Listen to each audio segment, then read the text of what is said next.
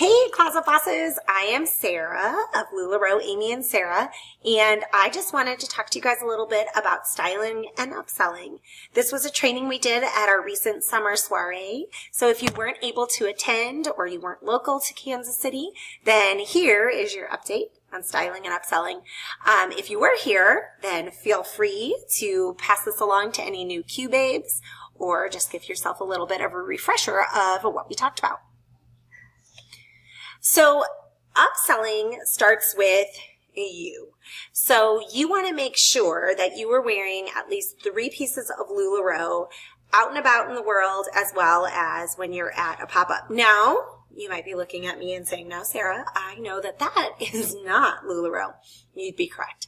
I am wearing a Cassie skirt and one of my graphic tees that just says Mom Life because I went to a movie with some of my girlfriends and their kids, and I decided I wanted to show them, like, hey, a Cassie skirt works on just every day. You don't have to be fancy. I put on a denim jacket. I have flip-flops on, like all pieces I know that are in their closet because these women haven't shopped us yet. So I wanted to just kind of show them the versatility of adding a piece or two to their wardrobe.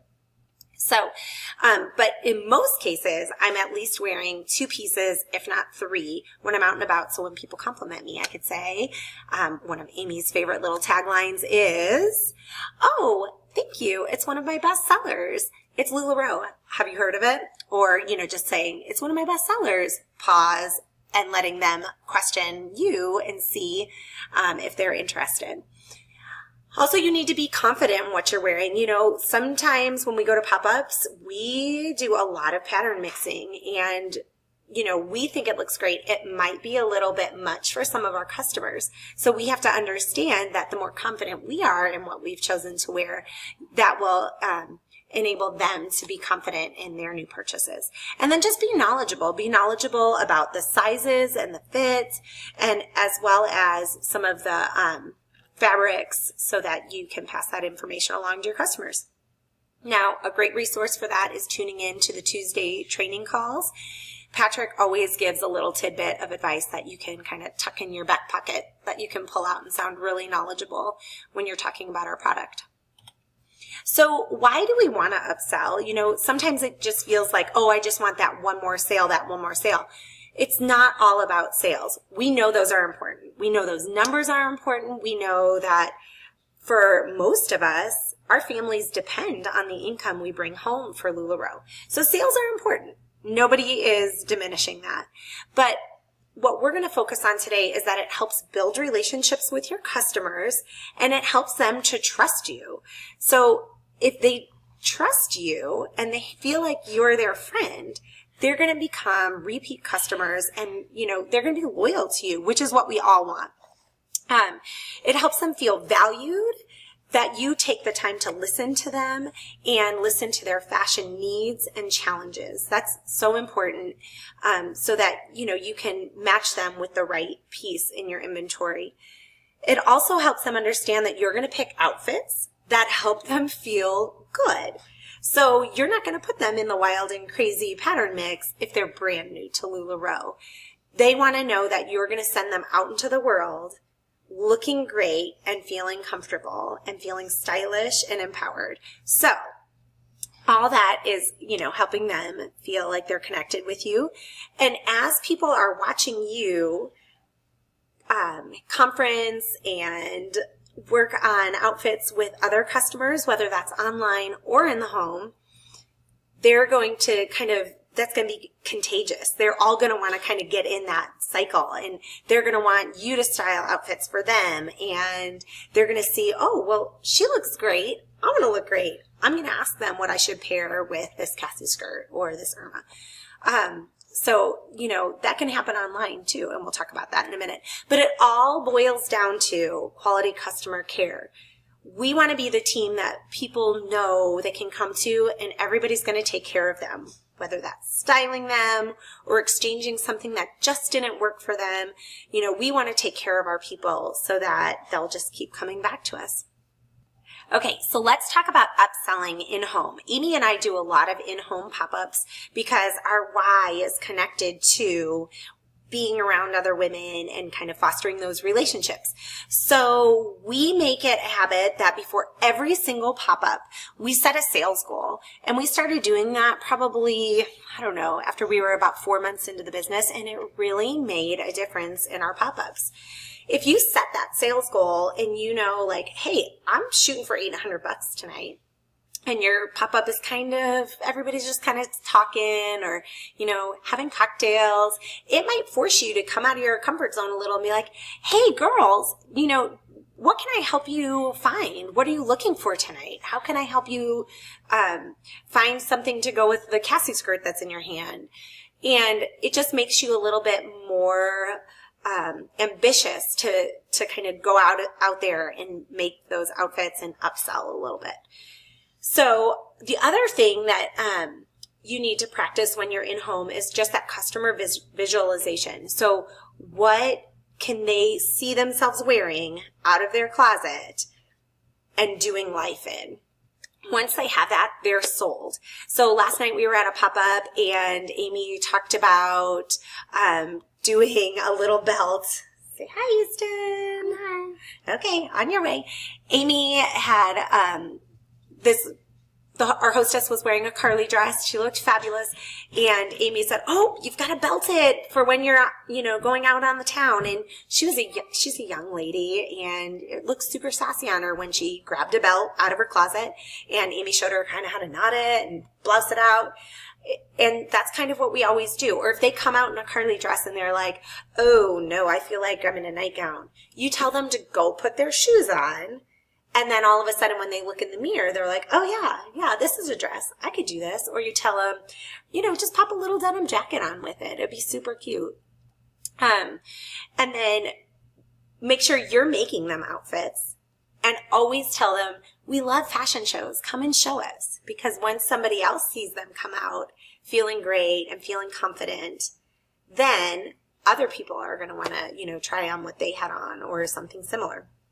And it also, again, helps build that trust. Like if somebody comes out and you're like, you know, if they're a little hesitant about what's in the mirror, you can make those adjustments and say, okay, well, maybe it'll look better with a classic tee, and hand that over to them. And that's, again, building that trust with the entire room. So, you know, they're going to trust whatever you put in their hands to go and try on. And then also, I know all of us do this, right? Like, how many ways can we knot a Carly dress or put a hair tie in a Carly dress? So make sure you describe how the garment is supposed to fit, and then show them all the little tips and tricks of how they can wear it. Or, you know, I don't know how many times I've said, okay, we're going to get fresh for a minute, all right? I'm going to touch you. And, you know, done a Julia trick on them. And everybody kind of like cringes, like, how high is she going to pull that dress? But, you know, just show them like all the different ways that they can wear it while they're standing in the mirror, so that they are able to envision like, oh yeah, I can do a lot of life in this outfit. And then don't forget about using your hostess rewards as a way to upsell. Now we do a percentage of the pop-up, and then always a percentage off item or two.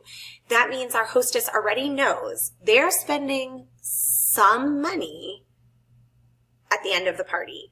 And that might encourage them, you know, if they're already spending $30 or whatever it is, they might just get that extra classic tee, because what's another $35 when they're getting $140 in freebies?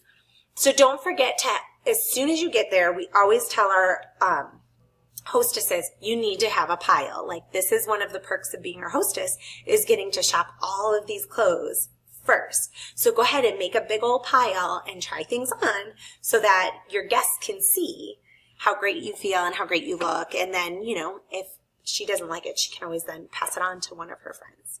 So that is how we upsell in the home. And then upselling online, you know, we're kind of new to the online game. I mean, not new, but we've just upped our game on the online sales. And just yesterday, I feel like, is a great example. We had a great one. We had people tell us what they wanted to be styled for. So it's kind of like love it or leave it, but it was style me for. And they told us exactly what their need was. So one was just like, it's summer, it's hot, and I want to look cute. One was, I'm going to Italy and I need comfy, cute outfits to wear. And then there were some others. But we needed to be engaging. So we wrote little, blurbs about, oh, this is going to take you wine tasting in the most comfortable, stylish way possible.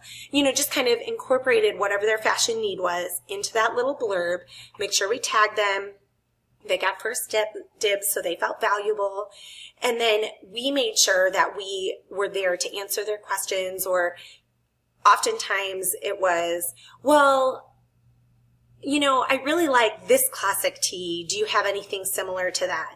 And Amy would be scrambling to, take pictures and tag those people in those pictures so that they could see, like, we are working for you. We want you to be happy. This is not just about us making a sale. And then tag them in additional items. So a lot of times we've been doing outfit sales, like the ones you see at the bottom of your screen. But when we do pieces, like, if we're doing like florals and stripes or whatever it is, if they pick an Irma that they're just crushing on and they come in sold, then we'll tag them in a Cassie and be like, oh my gosh, I think this Cassie would be perfection with the Irma you've already picked out. And oftentimes it sells. Our sponsors talk about, like, sometimes people just aren't creative. They just can't make those outfits themselves. And our customers will tell us that a lot too, where it's like they just need somebody to kind of hold their hand and help them see, oh yeah, that would be a really cute outfit. And then just filter all of that through the lens of excellent customer care. Sometimes when you have an online sale, it's like, if my phone buzzes one more time, I'm just going to lose my cool. But if you really think about, like, okay, well, this is one of my friends. What would you do for your friend? Like, of course you would take 5 more pictures for them so that they can feel that you care about them. So just don't forget, excellent customer care. Oftentimes, or not often, but a couple of times our outfits go off into the world and then we get a message back that says, like, the fit just wasn't what I expected. Well, if you order something online, you're going to want to be able to exchange that. So make sure you're offering that, especially with our new system. Exchanging and refunds are so easy breezy. And then the last blurb here is just curate outfits for customers through personal styling albums or games. And that's kind of what I mentioned earlier, that love it or leave it, that style me for. I've seen people doing this or that. Just like make sure people feel that they are valued and important, even if they're just an online shopper. Our last little bit here is just some little tasks we did for fun and had a little dress-up party. So the first task is your customer grabs a Cassie skirt and heads to try it on. What does she come out in? So you know that if a customer just has a Cassie skirt in their hand, Amy and I are scrambling, figuring out, like, okay, what Carly do we have to go with that? What Julia can we show her how to wear it over or under that skirt? And obviously any top that you have on your rack, that you can show her how to wear that and make sure that she comes out in it so you can see that the fit is correct, or if she, like, what level of pattern mixing she might be excited to try. The second task is a shopper is looking for something to wear to a wedding but wants it to transition to her day-to-day look, give her the perfect dress down outfit. So, that's grab an Amelia, tell her to put on a statement necklace and her favorite pair of heels for the wedding, and then give her a classic tee to try with it so that she can knot it up over, pop on some flip-flops or tennis shoes for her mom life. And then the third one was your customer is ready to dip her toes into pattern mixing. What do you style for her? Keywords there, dip her toes in. So maybe you want to go with the stripes and floral end of the pattern mixing spectrum. So those are just some things to help you think about, like, how you can interact with your customers, give them that awesome customer care, and just engage them in online and in-home sales and upselling. So I hope you learned a little bit. I hope you took some nuggets and put them right back in the back of your head for your next sale. And if you have any questions or comments, pop them down at the bottom and we'll get back to you. All right. Thanks, ladies. Love you.